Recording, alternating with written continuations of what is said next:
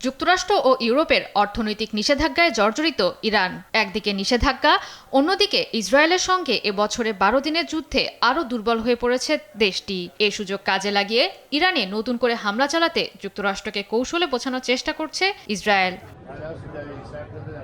Iran কোণঠাসা হলেও সহজে হাল ছেড়ে দেওয়ার পাত্র নয়। যুদ্ধের দগদগে ক্ষত নিয়ে ঘুরে দাঁড়াতে মরিয়া দেশটির সরকার। ইরানের প্রেসিডেন্ট মাসুদ পেজেশকিয়ানের দাবি, তার দেশের বিরুদ্ধে কৌশলগত উপায়ে পূর্ণাঙ্গ যুদ্ধ চালাচ্ছে ইসরায়েল ও তার মিত্ররা, যা নিয়ে খোলাখুলি আলোচনা হয় সর্বোচ্চ নেতা আয়াতুল্লাহ আলী খামেনির সঙ্গে।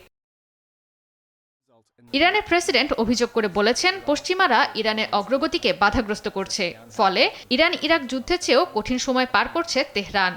আমাদের প্রিয় সামরিক বাহিনী সক্রিয়ভাবে তাদের কাজ করছে। সরঞ্জাম ও জনশক্তি উভয় ক্ষেত্রে বিভিন্ন সমস্যা থাকা সত্ত্বেও তারা আগের চেয়ে অনেক শক্তিশালী। তবে ইরানের ওপর ফের আঘাত এলে পাল্টা আক্রমণের হুঙ্কার দিয়েছেন তিনি। যুক্তরাষ্ট্র ও তার মিত্রদের মতে পারমাণবিক সক্ষমতা অর্জনের জোর প্রচেষ্টা চালাচ্ছে ইরান, যদিও বরাবরই অভিযোগটি অস্বীকার করে আসছে তেহরান। সোমবার যুক্তরাষ্ট্রের ফ্লোরিডার মার-এ-লাগো রিসোর্টে সাক্ষাৎ হচ্ছে মার্কিন প্রেসিডেন্ট ট্রাম্প ও ইসরায়েলি প্রধানমন্ত্রী বিনইয়ামিন নেতানিয়াহুর। বৈঠকে ইরানের বিরুদ্ধে সামরিক পদক্ষেপ নিতে ট্রাম্পের দৃষ্টি আকর্ষণ করতে পারেন নেতানিয়াহু। জয়া সরকার, নিউজ ডেস্ক, দেশ টিভি।